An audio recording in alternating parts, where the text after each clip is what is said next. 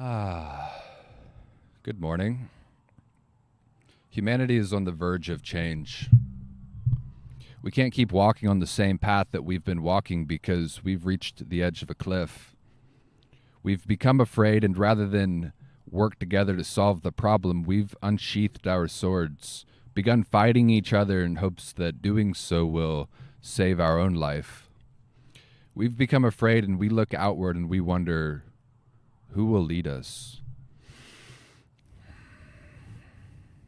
And I understand that voting for Jesus Christ doesn't mean that Jesus Christ is going to see the tallies at the ballot box and come down from heaven and say, well, I've got to go be president of this country.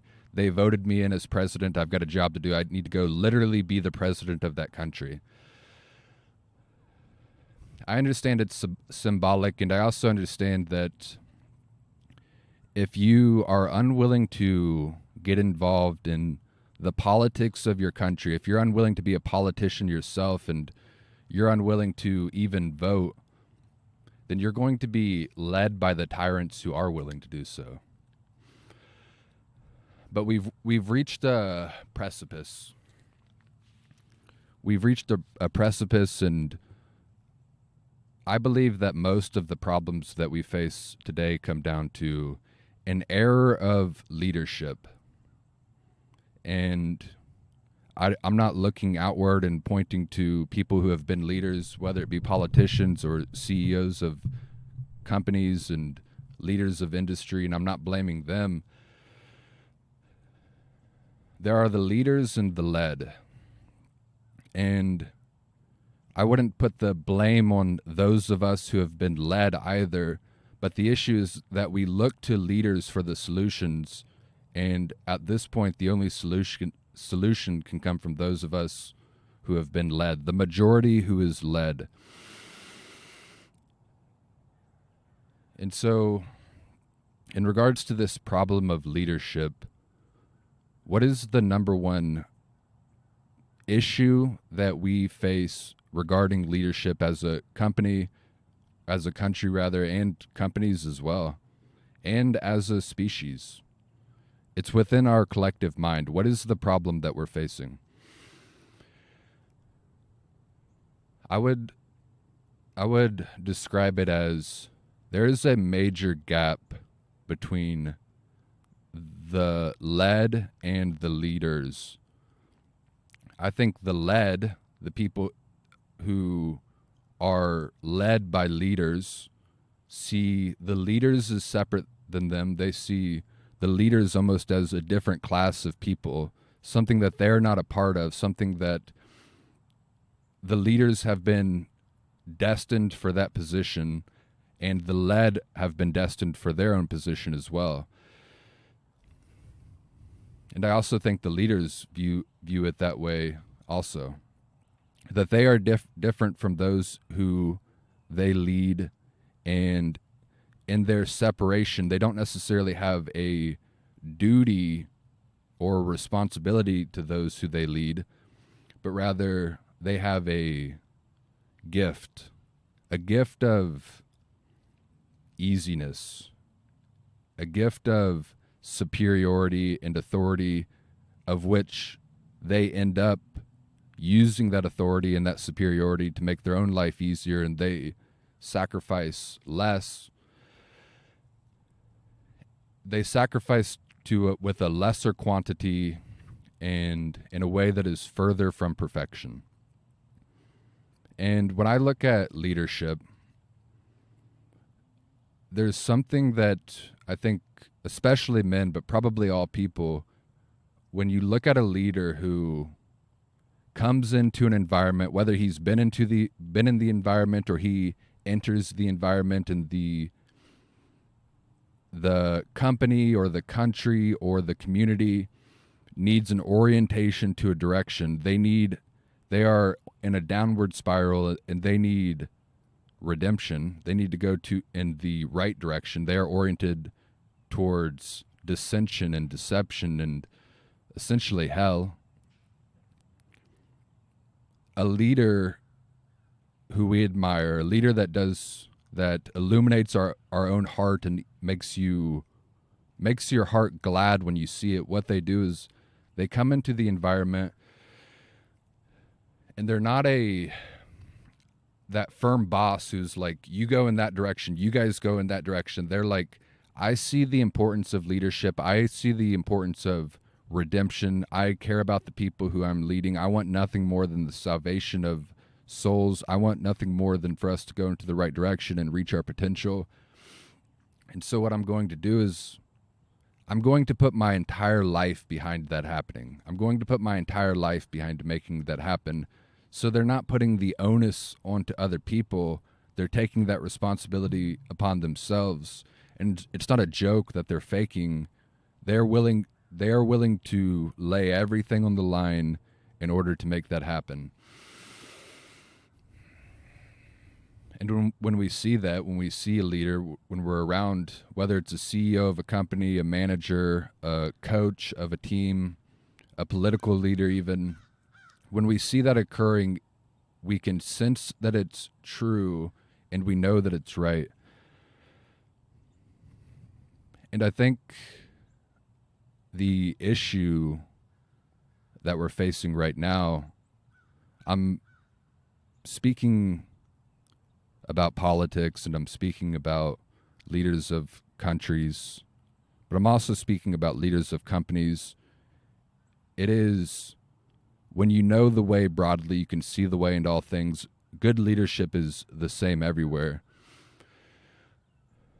And I think something that is so common that we all face on a day-to-day basis, and it makes our life at the businesses that we work through usually worse because it's rare to find a good leader at the moment. The thing that we're dealing with is that there's a quote, an idea that the most important trait of a good leader is that they don't want to be a leader. And the first time I heard that quote, I knew that it was true, and I didn't know exactly why it was true. But as you move forward through time and as you get into more environments and as you interact with different leaders, you see why it's true, which is that some people want to get into positions of leadership for their self, for their own security. They want job security.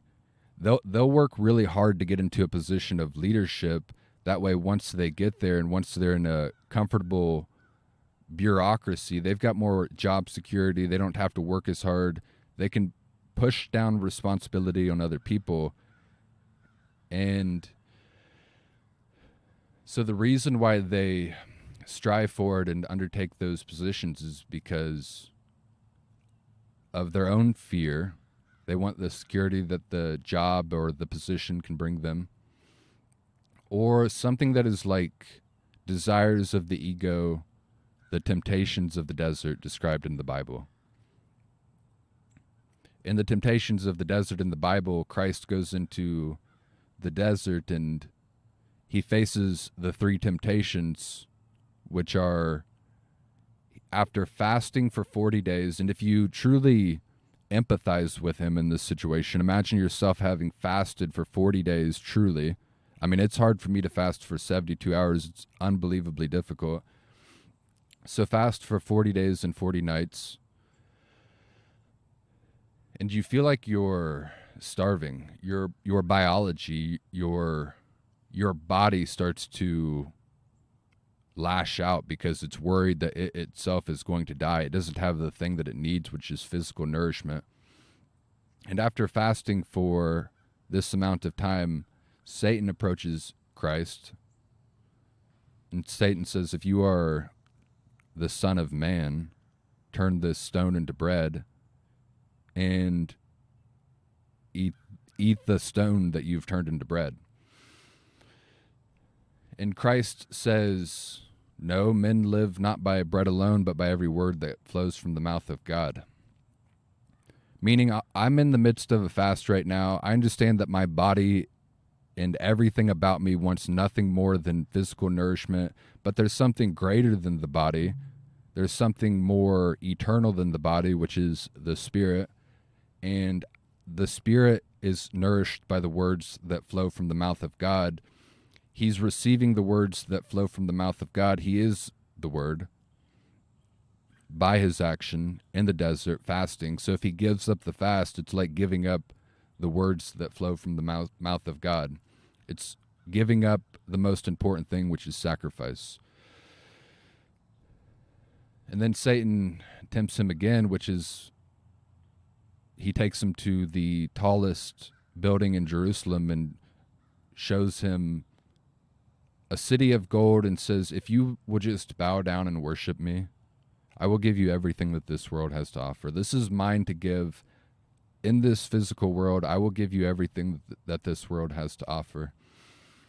And Christ says, no. Once again, Christ denies that temptation as well. And finally, Satan says, if you're the Son of God, jump off of this building, jump off of this cliff. Surely God will send his angels to hurt you, because he's not going to let you hurt one. He's not going to let you even scratch your foot against a stone.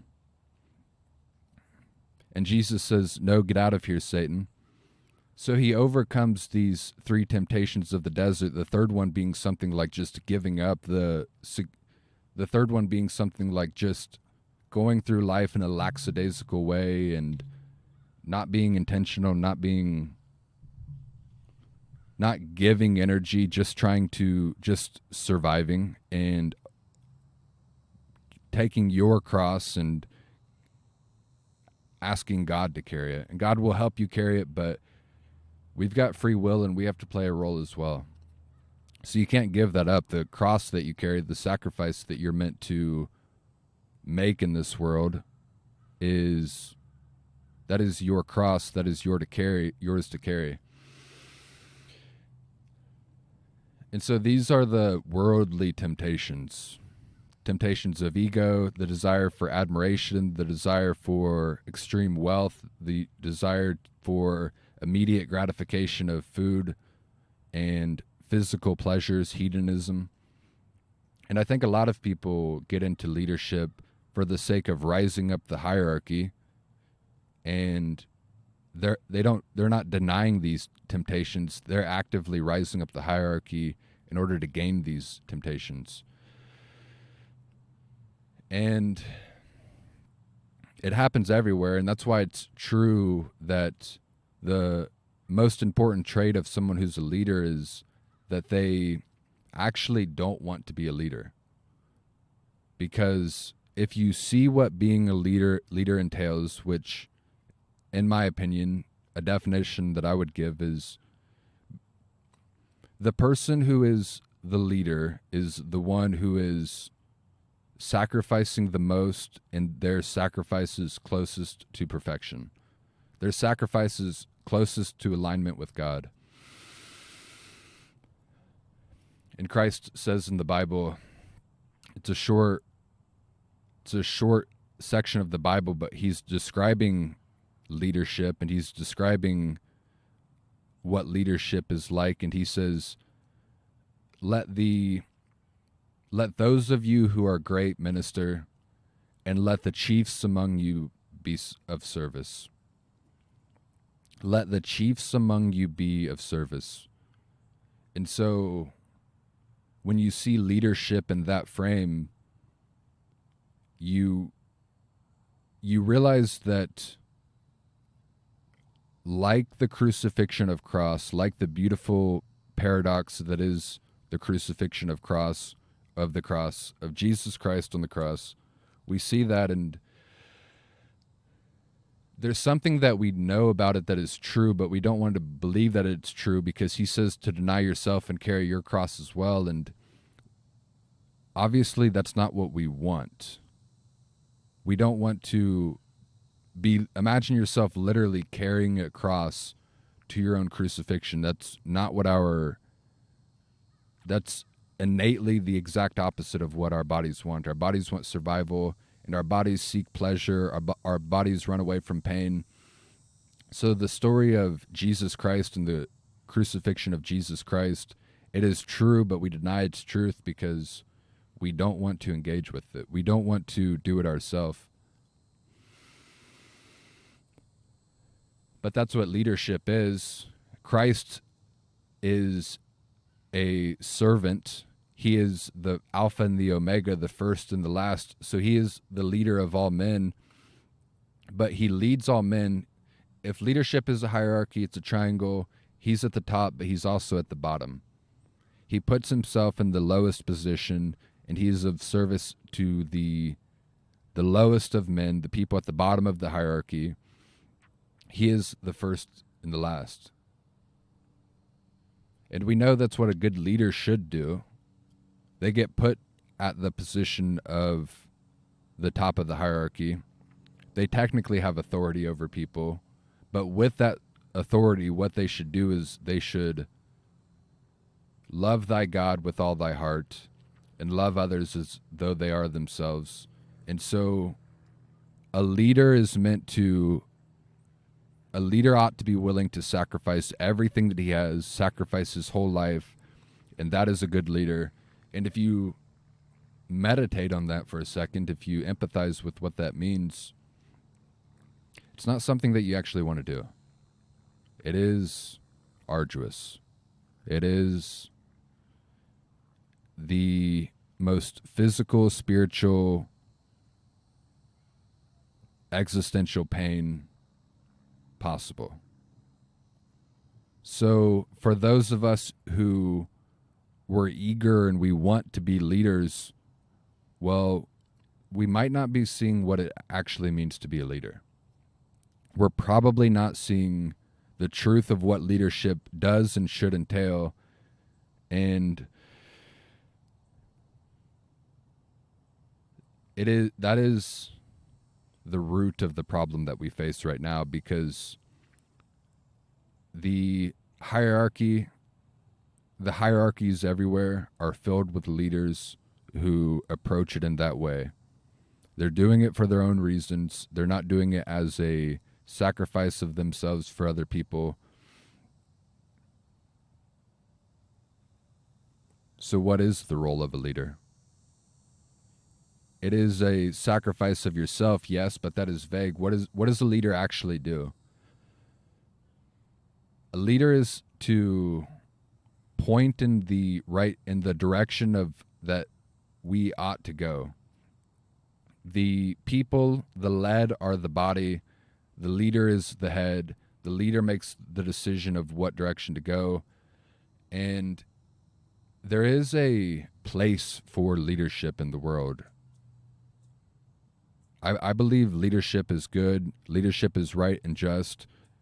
And so as we look out and we face all of these problems that we're dealing with today, I think it does make sense to look towards political leaders or anybody who's in a position of leadership in order to solve it. But the issue is that they are actually exacerbating all of the problems that we face. And what are the problems that we face? People talk about things like they feel like they're living the same day over and over again. They feel like they're living the same day over again. And that makes sense to me because, one, it's happening in a physical way, meaning because of inflation and because of things that are happening within the economy, money is running away from them. And we put our time into money. Money has a role. It's a neutral thing, but it can be used for good if you use it properly. Money can be used to buy or earn more freedom of time. But many of us cannot get more freedom of time because of things like inflation and the value of money running away from us. So it's true that physically we are living the same day over and over again because we can't escape this trap, this financial trap and this trap of energy. Money ends up being energy because you are working for money. You're putting your time and energy to make money. If you didn't have to make so much money, you would have more energy and time for yourself to do things that you want to do. But you can't catch up. the value of money is running away from us, and that is the physical trap. But it's also happening on an abstract level as well, a spiritual level, which is something like the inundation of information. We're inundated with so much information all of the time, and when you're inundated with lies, inundated with so many lies, we've been inundated with so many lies. It's fine because a lie arises and you're like, oh, that's a lie. I just not believe that. And even when 10 lies arise, you're like, well, it's fine. I mean, I can clearly see all of these things are lies. But the issue is when there's 10,000 lies, when it seems like everything that you're being told all of the time is a lie. And I thought of this in terms of it's kind of like trying to find a needle in a haystack. That is what trying to find the truth is like. So you can discern a small amount of lies, but when you have 10,000 lies, it becomes exhausting to discern all of them. You start to have cognitive dissonance. You become numb to it. You become exhausted. And the pain, the exhaustion and the pain is not discerning each lie, but you're like, where is the truth? I need something to stand on. I need a strong foundation. Where is the truth? And so it's almost not even like trying to find a needle in a haystack. It's like trying to find a piece of hay in a needle stack. And it wears you down. So on multiple different levels, everything is running away from us. The direction that we should go isn't clear because we can't discover. It's very difficult to discover what is true. It's exhausting to discover what is true. Even on a physical level, you can't even catch up and buy more time to think clearly and discern the truth because your money is constantly being worth less. And so on multiple different planes, we are in this cycle that people do describe as living the same day over and over again. And so my point with that, to go full circle, is that unfortunately, we look towards leaders for solution, but the leaders are the ones wrecking us. They are the exacerbation of the problem. They're not helping the problem. They're not alleviating the problem. They are actually the source of the problem. They're causing all of that. And to an extent, that's fine. I get it, because it is true that you can't rely on other people. You can't rely on leaders. And so it's made me realize the extent to which the solution was never to look to other leaders in order to help you or save you. And not only that, unfortunately, they're going to give you no reprieve. They're going to exacerbate the problems. They're going to deceive you. It's sad, but they are going to siphon energy and time and money from you, and just clarity of thought from you. So we've got this gap between the leaders and the led, and the only solution is the actual solution. I think it's always been this, which is for the led to be empowered, for the led to find their own empowerment, our own empowerment, and go to God. And I've thought about this quite a bit, but there's no other solution than to go to Christ. I don't have anything else to say. When I say the led need to be empowered, I'm not saying do anything grandiose. I'm just saying go to Christ. And also, what do I mean by go to Christ? Go to the cross.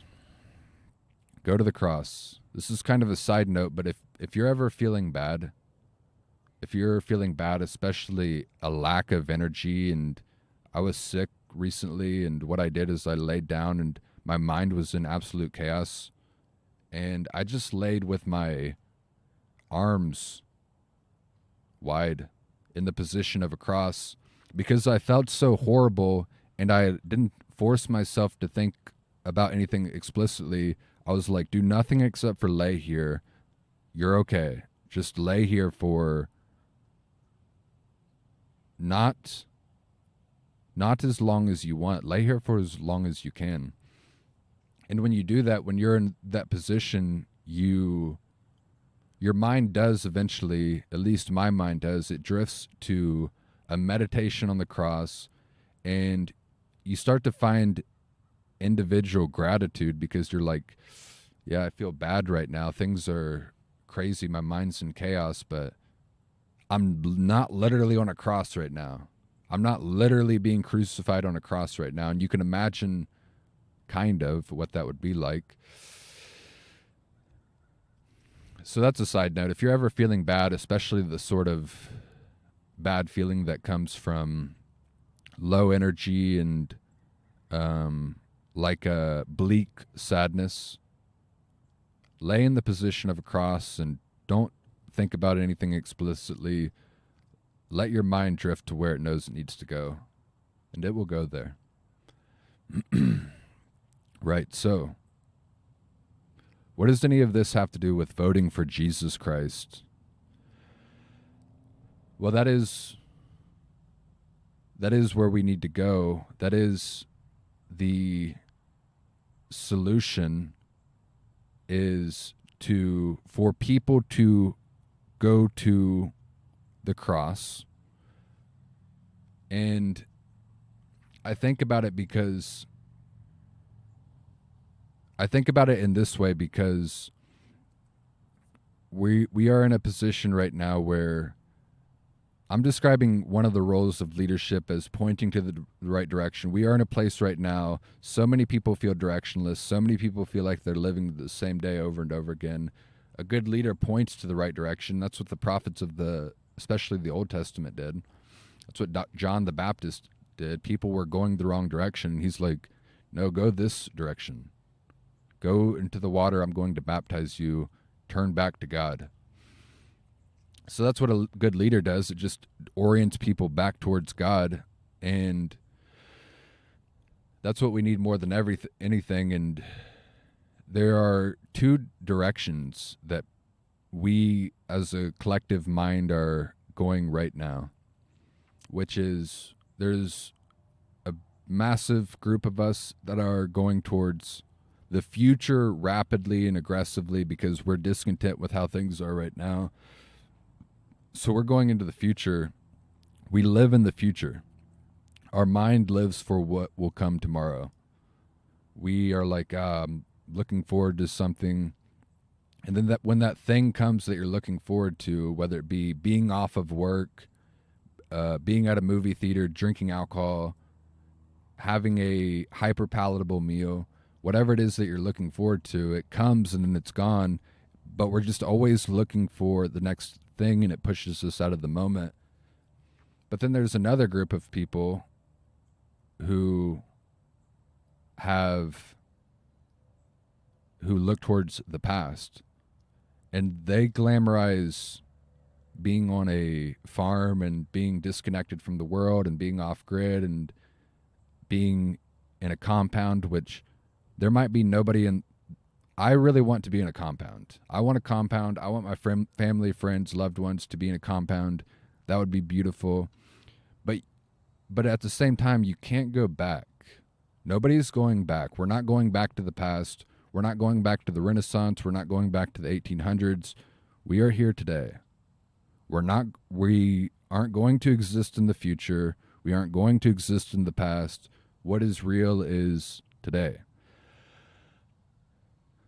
So can we do both? Can we be oriented towards the right direction, as in whether it means lead ourselves, whether it means actually have a leader who is oriented towards God, and who the leader is not somebody who is doing it because they want to chill and put the onus on the people who they're leading and put their feet up on the desk and relax, but rather they are someone who is leading from the front. They're laying their own life down for the redemption of those who they lead. I don't know what form that it comes, but can we live in the present moment? Can we stop glamorizing the past and thinking that it was something so amazing when it actually was not? Can we stop looking constantly exiling ourselves from the present moment and not opening our eyes to the beautiful gift of life that God has given us today, and instead look forward to the future and things that haven't happened yet, and worry about things that haven't happened yet and things that may never occur? Can we just live here today while being oriented in the right direction? It's like if you were a man in the times where they were on boats, and they have this situation in the movie Moana where you've got different tribes of people who are going island to island. They get on boats and they sail to island to get the food that is in season, and they're always looking for new islands, and that's the kind of tribe that they are. And you can imagine a person in that situation who maybe a storm comes and he gets lost from his family and friends. He becomes isolated, so he's trapped on the seas, in the ocean, on his own boat. And he knows that his family and friends, his tribe, is on a given island. He knows roughly where that island is. In order to get there, he'll have to navigate, but he'll have to be oriented towards the right direction, but he'll also have to live in the present moment, because the present moment is where the truth is coming from. That's where the information which he needs to go into the right direction is coming from. And I don't know if that makes any sense, but that's what we need to do. We need to live in the present moment while also being oriented in the right direction.